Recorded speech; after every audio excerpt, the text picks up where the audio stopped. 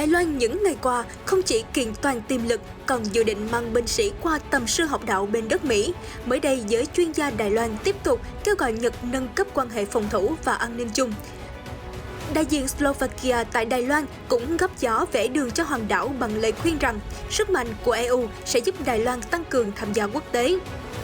Chưa rõ phía Nhật Bản sẽ đáp lời hòn đảo ra sao, nhưng Thủ tướng Nhật sẽ tham dự hội nghị trực tiếp đầu tiên cùng Bộ tứ Kim Cương, đài kênh địch của Trung Quốc do Mỹ dẫn đầu. Các kế sách phong ấn Trung Quốc ở khu vực Ấn Độ-Thái Bình Dương sẽ được đề xuất mạnh mẽ từ cuộc hội đàm này. Nếu Bộ tứ Kim Cương đang chuẩn bị tiến hành vòng đàm phán trực tiếp để bàn kế sách đối phó Trung Quốc, thì tướng Mỹ lại vừa tiết lộ mật báo cho thấy vòng vây an ninh cuối cùng có thể bị Trung Quốc đe dọa. Đó là gì? Trở lại với chính biến tại Afghanistan, quốc tế cảnh giác với chính quyền mới của Afghanistan khi chính quyền mới với toàn những gương mặt kỳ cựu của lực lượng này và không có sự hiện diện của phụ nữ. Mặc dù không chấp nhận chính quyền Taliban, nhưng Mỹ không bỏ người dân Afghanistan. Mỹ vừa tuyên bố sẽ cùng đồng minh tiếp tục hỗ trợ người dân Afghanistan. Đứng trước tình hình thế sự này, Trung Quốc khuyên rằng chỉ có một cách duy nhất, đó là Taliban buộc phải giữ lời hứa để đạt được sự công nhận toàn cầu. Những thông tin đáng chú ý khác, Triều Tiên không phô diễn vũ khí hạt nhân trong lễ duyệt binh mừng Quốc khánh. Cũng liên quan đến vấn đề hạt nhân, Ngoại trưởng Mỹ nói việc hồi sinh thỏa thuận hạt nhân sắp không còn giá trị. Tất cả sẽ có trong bản tin quốc tế sáng ngày 10 tháng 9 ngay sau đây.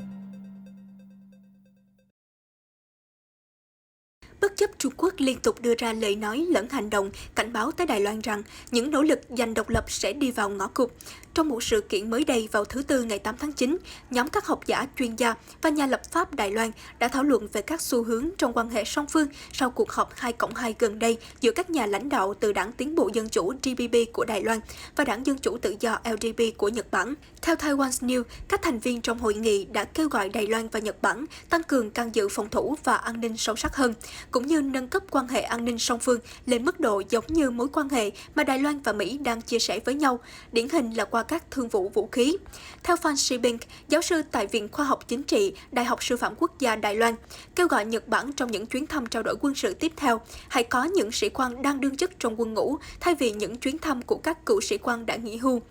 Ông cũng kêu gọi thành lập một Viện Ngoại giao Nhật Bản mới tại Đài Loan, tương đương với Viện Hoa Kỳ ở Đài Loan, mở rộng những lĩnh vực song phương ra ngoài lĩnh vực giao lưu kinh doanh và văn hóa mà Hiệp hội Trao đổi Nhật Bản Đài Loan hiện tại tham gia. Tờ Taiwan News cũng cho biết, thành viên Hội đồng Hạ viện LDP Sato Masahira mới đây đã có cuộc gọi từ văn phòng ở Tokyo, khuyên Đài Loan nên tham gia các cuộc tập trận với Mỹ và Nhật Bản để tăng cường phòng thủ chung cho chuỗi đảo đầu tiên.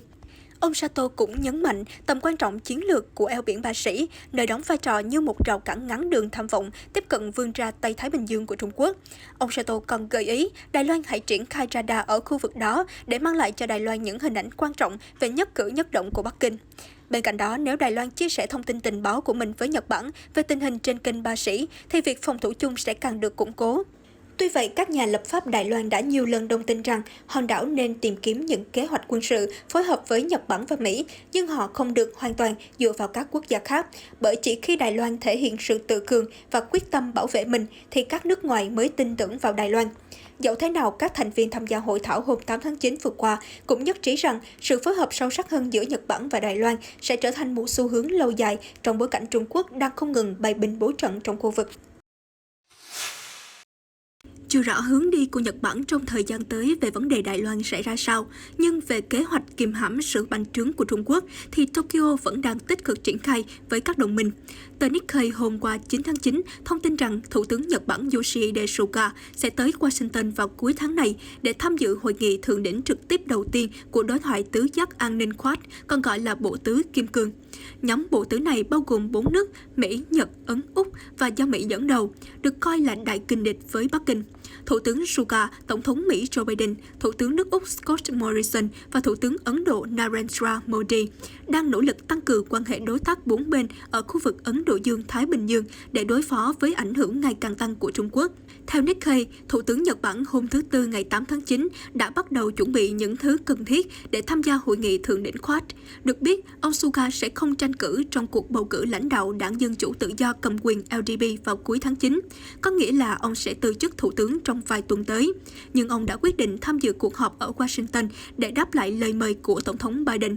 Hai nhà lãnh đạo cũng dự kiến sẽ gặp nhau bên lề hội nghị thượng đỉnh Quad để khẳng định sự hợp tác của Mỹ, Nhật hướng tới hòa bình và ổn định ở eo biển Đài Loan, nhấn mạnh là những thông điệp trong cuộc gặp song phương của họ vào tháng 4. Hồi tháng 3, vì những lo ngại về dịch bệnh, 4 nhà lãnh đạo hàng đầu của bộ tứ chỉ có thể gặp nhau qua một hội nghị thượng đỉnh ảo. Kể từ lúc đó, cuộc gặp trực tiếp của các nhà lãnh đạo bộ tứ vào cuối tháng này là một sự kiện rất được trông đợi. Trong cuộc họp ảo hồi tháng 3, mặc dù các lãnh đạo đã ngừng chỉ trích đích danh Trung Quốc trong tuyên bố chung, nhưng họ đã cam kết đối phó với những thách thức đối với trật tự hàng hải dựa trên luật lệ ở Biển Hoa Đông và Biển Đông. Các nhà lãnh đạo cũng đã đồng ý thành lập các nhóm chuyên gia về vaccine COVID-19, các lĩnh vực công nghệ quan trọng lẫn mới nổi và cả chuyên gia về biến đổi khí hậu.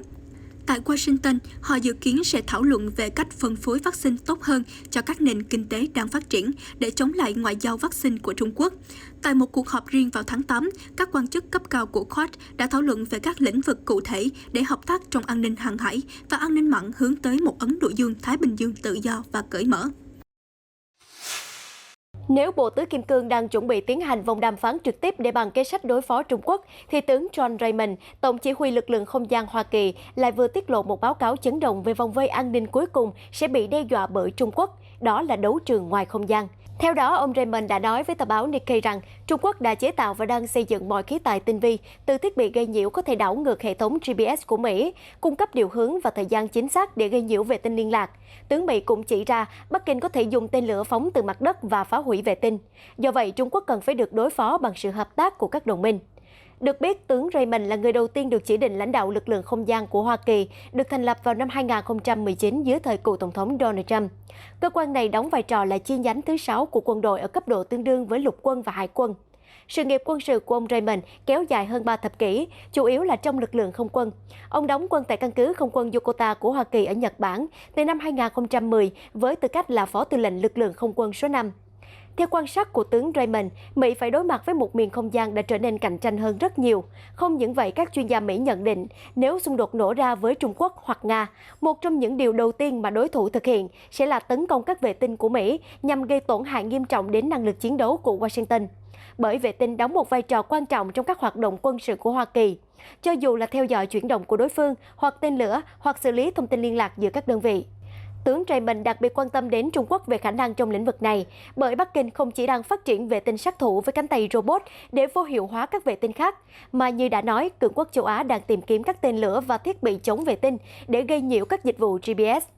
Trong hội nghị thượng đỉnh NATO vào tháng 6, các nhà lãnh đạo lần đầu tiên ra thông cáo chung nêu rõ rằng một cuộc tấn công vào bất kỳ thành viên nào trong không gian sẽ kích hoạt điều khoản 5, điều khoản yêu cầu phòng thủ tập thể. Tuy vậy, NATO cho biết trong thông cáo chung rằng họ sẽ đáp trả các mối đe dọa trên cơ sở từng trường hợp. Điều này có nghĩa là NATO sẽ xem xét và thảo luận về bản chất chính xác của các mối đe dọa đó,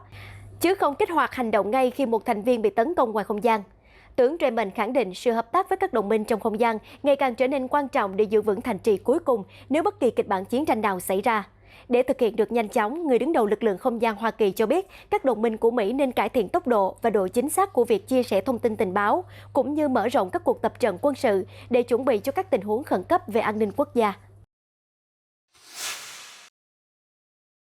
Nói tiếp về sự hiện diện của Đài Loan trên chính trường thế giới, không chỉ nhận được những tín hiệu tích cực từ Mỹ, Nhật Bản, mà Slovakia, một quốc gia Trung Âu, cũng vừa lên tiếng vẽ đường cho Đài Loan tăng cường hợp tác nhiều hơn với châu Âu, bởi sức mạnh kinh tế và chính trị của EU có thể giúp Đài Loan tăng cường sự tham gia quốc tế. Cụ thể, tờ Taiwan News dẫn lời đại diện của Slovakia tại Đài Loan, Martin Postavec, cho biết vẫn còn nhiều lĩnh vực mà Slovakia và Đài Loan có thể hợp tác, đồng thời ông kêu gọi Đài Loan Loan mở rộng quan hệ với EU để có được sự ủng hộ nhiều hơn của châu Âu trên trường quốc tế. Ông Bostavec nói, chúng tôi thực sự muốn có mối quan hệ kinh tế và giao lưu chặt chẽ giữa con người với con người. Một phái đoàn về kinh tế Slovakia đã được lên kế hoạch đến thăm Đài Loan vào tháng 5, nhưng đã bị hoãn lại sau khi tình hình COVID-19 của Đài Loan ngày càng nghiêm trọng.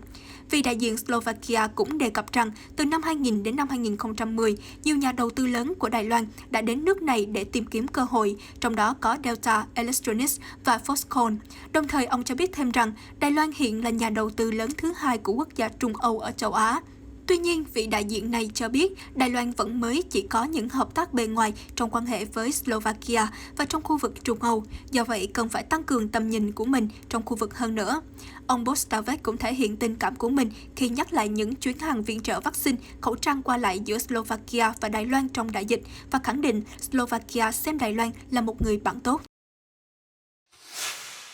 Nói về sự hiện diện trên trường quốc tế, người phát ngôn Trung Quốc Uông Văn Bân cho biết mở cửa là chính sách cơ bản của Trung Quốc và sẽ không bao giờ dao động. Ông Vương nói rằng chính phủ Trung Quốc đã tăng cường nỗ lực giám sát chống độc quyền, điều tra và trừng phạt các hành vi cạnh tranh không lành mạnh để duy trì sự cạnh tranh có trật tự, bình đẳng trên thị trường.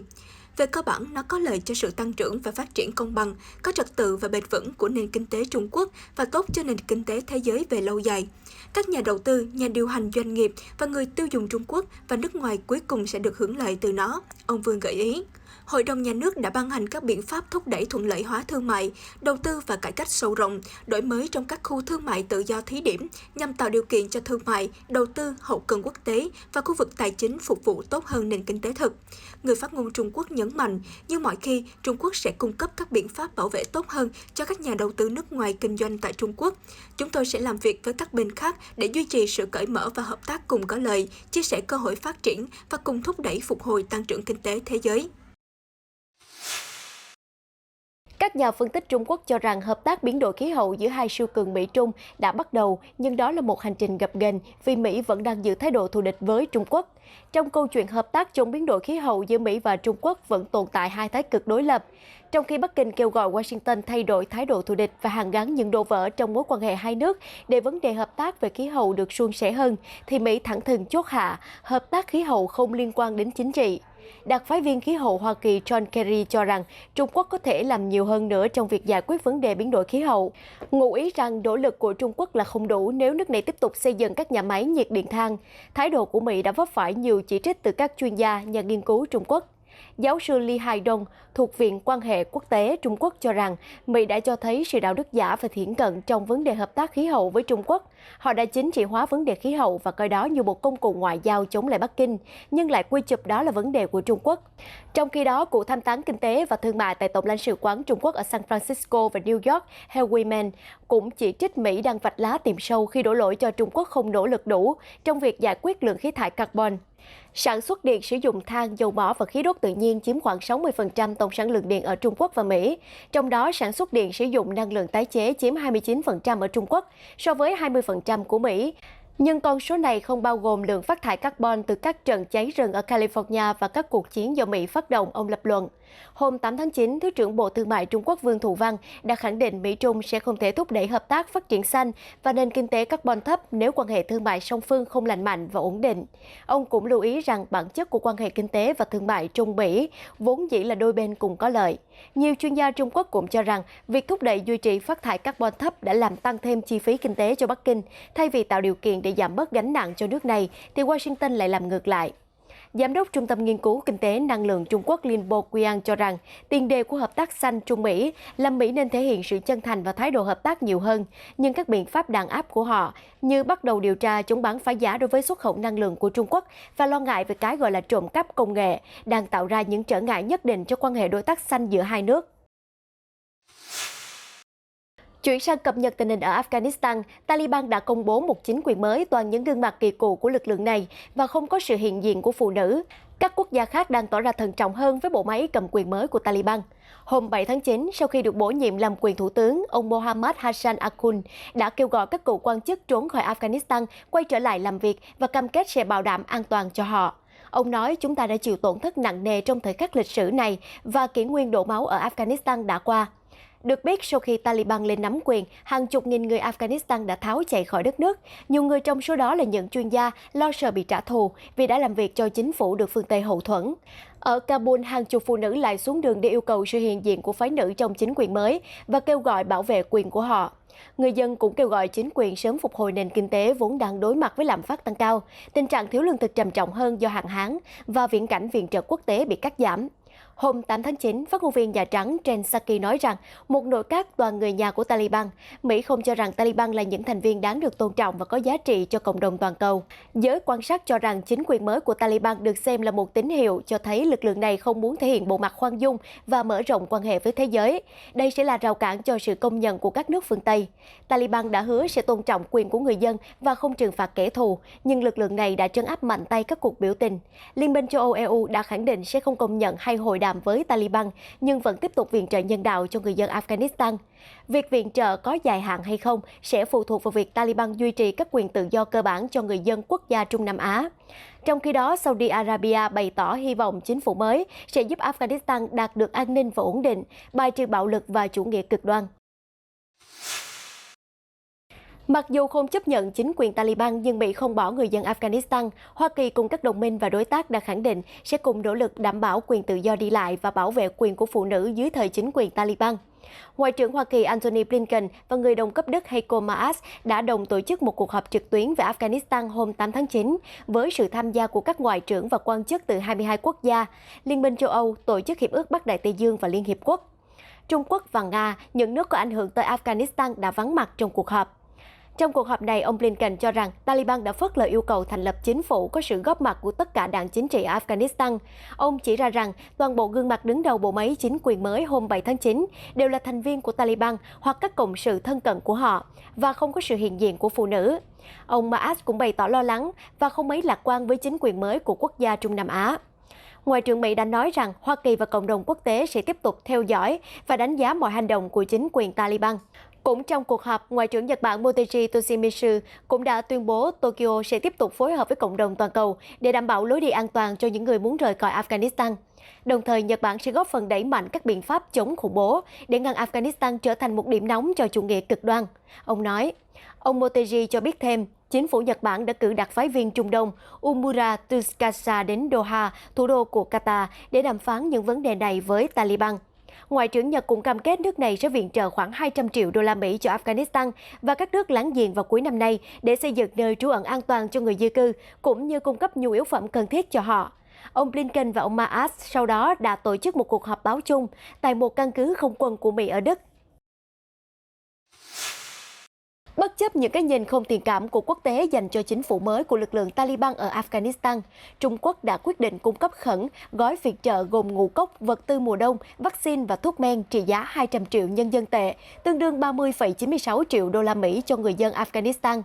Ủy viên Quốc vụ kiêm Bộ trưởng Ngoại giao Trung Quốc Vương Nghị đã đưa ra thông báo này hôm thứ Tư 8 tháng 9 khi tham dự cuộc họp đầu tiên của các ngoại trưởng các nước láng giềng của Afghanistan tại Bắc Kinh thông qua liên kết video, bao gồm sự tham gia của ngoại trưởng các nước Iran, Pakistan, Tajikistan, Uzbekistan và Turkmenistan. Ông Vương cho biết thêm, Trung Quốc đã quyết định tặng 3 triệu liều vaccine cho người dân Afghanistan trong đợt đầu tiên. Trung Quốc cũng sẵn sàng cung cấp thêm các vật liệu chống dịch và khẩn cấp cho Afghanistan trong khuôn khổ dự trữ vật tư khẩn cấp giữa Trung Quốc với các nước Nam Á. Một mặt viện trợ cho Afghanistan bất chấp tình hình thế sự, thế nhưng mặt khác, Trung Quốc cũng không muốn chính phủ mới của Afghanistan đưa đất nước vào vòng cấm địa không thể tương hỗ. Cũng trong khuôn khổ cuộc họp trực tuyến với những người đồng cấp từ 5 quốc gia láng giềng khác của Afghanistan, Bộ trưởng Ngoại giao Trung Quốc Vương Nghị đã thúc giục chính phủ Afghanistan thực thi lời hứa để được quốc tế công nhận. Ông Vương lưu ý rằng Afghanistan hiện đang đứng trước ngã rẽ của lịch sử, vẫn đang phải đối mặt với những thách thức nghiêm trọng, chẳng hạn như các vấn đề nhân đạo, sinh kế của người dân và đại dịch Covid-19. Một số lực lượng quốc tế cũng có thể sử dụng các phương tiện chính trị, kinh tế và tài chính để tạo ra những rắc rối mới cho Afghanistan. Bởi Ngoại trưởng Trung Quốc nhận định rằng những thay đổi về tình hình ở Afghanistan đã mang lại những ảnh hưởng phức tạp cho tình hình chống khủng bố của quốc tế và khu vực. Ông kêu gọi Taliban kiên quyết cắt đứt với lực lượng khủng bố và thực hiện các biện pháp hữu hiệu để kiềm chế và chống lại các lực lượng đó. Theo lời ông Vương, Taliban gần đây đã có những tuyên bố tích cực về các vấn đề như thành lập chính phủ, chống khủng bố và kết bạn với các nước láng giềng. Chúng tôi hoan nghênh thái độ tích cực của Taliban đối với xây dựng chính trị, chống khủng bố và quan hệ với các nước láng giềng sau khi tiến vào Kabul. Nhưng mấu chốt là phải đưa chúng vào thực tế. Có 2 điểm chính, thứ nhất là phải hòa nhập và thứ hai là kiên quyết chống khủng bố. Chúng tôi hy vọng Taliban có thể học hỏi từ quá khứ, tích cực tương tác với tất cả các nhóm dân tộc và phe phái dưới chính phủ lâm thời, giữ lời hứa với thế giới bên ngoài để đạt được sự công nhận trên toàn cầu. Vào giữa đêm 8 tháng 9, Triều Tiên đã kỷ niệm 73 năm ngày thành lập nước này bằng một cuộc duyệt binh hoành tráng về đêm ở thủ đô Bình Nhưỡng. Các hàng quân diễu hành trong bộ đồ bảo hộ màu cam nổi bật đã tạo nên hình ảnh vô cùng ấn tượng. Khác với mọi năm, buổi lễ năm nay không có sự xuất hiện của tên lửa đạn đạo hay vũ khí hầm hố. Nhà lãnh đạo Kim Jong-un đã xuất hiện tại sự kiện trong lúc các lực lượng bán quân sự và an ninh công cộng thuộc lực lượng cận vệ đỏ công nhân nông dân WPRG, lực lượng phòng vệ dân sự lớn nhất của đất nước, bắt đầu diễu hành tại quảng trường Kim Nhật Thành. Buổi lễ duyệt binh có sự xuất hiện của khối diễu hành gồm những người mặc đồ bảo hộ màu cam và đeo mặt nạ có van thở. Đây được xem là biểu tượng cho nỗ lực chống lại đại dịch của đất nước. Truyền thông Triều Tiên cho biết đây là lực lượng chống dịch khẩn cấp, những người đang bảo vệ vững chắc an ninh của đất nước và người dân khỏi đại dịch toàn cầu. Hiện Triều Tiên chưa xác nhận trường hợp nhiễm COVID-19 nào, nước này đã đóng cửa biên giới và áp dụng các biện pháp hạn chế nghiêm ngặt, coi đại dịch là vấn đề sống còn của quốc gia. Ngoài ra còn có quân đội cầm súng trường diễu hành trong buổi lễ. Một số vũ khí thông thường cũng được trưng bày, bao gồm nhiều bệ phóng tên lửa và máy kéo mang tên lửa chống tăng. Điều đáng nói là không có tên lửa đạn đạo nào xuất hiện trong buổi lễ và ông Kim cũng không có bất kỳ bài phát biểu nào. Khác với hồi tháng 10 năm ngoái, nhà lãnh đạo Triều Tiên đã vô cùng tự hào về khả năng phát triển hạt nhân của đất nước và trưng bày các tên lửa đạn đạo xuyên lục địa chưa từng thấy trước đó trong cuộc duyệt binh trước bình minh. Giáo sư Yang Mujin tại Đại học Nghiên cứu Bắc Triều Tiên ở Seoul cho rằng sự vắng mặt của vũ khí chiến lược và việc tập trung vào lực lượng an ninh công cộng cho thấy ông Kim Jong-un đang tập trung giải quyết các vấn đề trong nước như Covid-19 và kinh tế. Không có vũ khí hạt nhân và ông Kim không đưa ra bất kỳ thông điệp nào trong sự kiện có thể cho thấy nhà lãnh đạo Triều Tiên đang để ngỏ các cơ hội đàm phán trong tương lai với Hoa Kỳ và Hàn Quốc, ông Yang nói. Được biết, các cuộc đàm phán nhằm thuyết phục Triều Tiên từ bỏ kho vũ khí hạt nhân và tên lửa đạn đạo đã bị đình trệ kể từ năm 2019. Chính quyền của Tổng thống Mỹ Joe Biden cho biết họ sẽ tìm cách ngoại giao để đạt được mục tiêu phi hạt nhân hóa Triều Tiên. Tuy nhiên, Washington vẫn không sẵn sàng đáp ứng các yêu cầu của Triều Tiên về việc nới lỏng các lệnh trừng phạt. Việc kích hoạt lại đường dây nóng liên triều vào tháng 7 đã làm dấy lên hy vọng tái khởi động các cuộc đàm phán phi hạt nhân hóa. Tuy nhiên, cuộc tập trận quân sự giữa Mỹ-Hàn đã khiến Triều Tiên nổi giận và ngừng trả lời các cuộc gọi từ Nam Triều. Kể từ ngày 6 tháng 4 năm nay, Mỹ và Iran đã tổ chức 6 vòng đàm phán gián tiếp về việc tái thiết lập kế hoạch hành động toàn diện chung JCPOA, còn được gọi là thỏa thuận hạt nhân. Cuộc hội đàm gần đây nhất là vào tháng 6 vừa qua và thời gian cho vòng đàm phán tiếp theo vẫn chưa được ấn định kể từ sau khi Tổng thống mới của Iran Ebrahim Raisi lên nắm quyền vào tháng trước. Hôm 8 tháng 9, Ngoại trưởng Mỹ Antony Blinken đã cảnh báo Iran còn rất ít thời gian để sắp xếp quay trở lại bàn đàm phán. Tôi sẽ không xác định ngày cụ thể, nhưng sắp đến thời điểm mà việc quay trở lại tuân thủ nghiêm ngặt JCPOA không còn mang lại quá nhiều lợi ích thiết thực nữa, ông nói. Trước đó, Tổng thống Iran Ebrahim Raisi đã khẳng định các cuộc đàm phán sẽ không thành công nếu phương Tây tiếp tục gây sức ép lên Tehran. Được biết, chính quyền Trump đã đơn phương rút khỏi thỏa thuận hạt nhân vào tháng 5 năm 2018 và ngay lập tức áp đặt một số biện pháp trừng phạt kinh tế khắc nghiệt lên Iran. Bất chấp các báo cáo của IAEA cho biết Tehran đã tuân thủ các nghĩa vụ hạt nhân của mình. Iran đã nhiều lần kêu gọi các thành viên JCPOA tạo điều kiện cho việc dỡ bỏ các hạn chế đã bóp nghẹt nền kinh tế nước này. Các cuộc đàm phán vừa qua đã không đạt được bất kỳ thành công đáng kể nào vì Washington đang yêu cầu Iran ngay lập tức tuân thủ các điều khoản của JCPOA, trong khi Tehran tuyên bố Mỹ phải là bên nhượng bộ trước do đơn phương rời khỏi thỏa thuận hạt nhân. Sau khi vụ ám sát nhà vật lý hạt nhân Iran Mohsen Farizadeh vào cuối năm 2020, Iran đã đáp trả bằng việc tăng cường mức độ làm giàu uranium, lắp đặt các máy ly tâm tiên tiến hơn và sản xuất kim loại uranium, cùng với đó là bất hợp tác với các cuộc thanh tra của Cơ quan Năng lượng Nguyên tử Quốc tế IAEA. Theo báo cáo mới nhất của IAEA, Iran gần đây đã tăng gấp 4 lần trữ lượng uranium được làm giàu, có thể xử lý 10 kg uranium được làm giàu lên tới 60%. Những thông tin vừa rồi đã kết thúc bản tin quốc tế sáng hôm nay. Cảm ơn quý khán giả đã theo dõi. FPNC sẽ tiếp tục cập nhật những tin tức nóng và mới nhất trên thế giới trong những bản tin tiếp theo. Xin chào và hẹn gặp lại!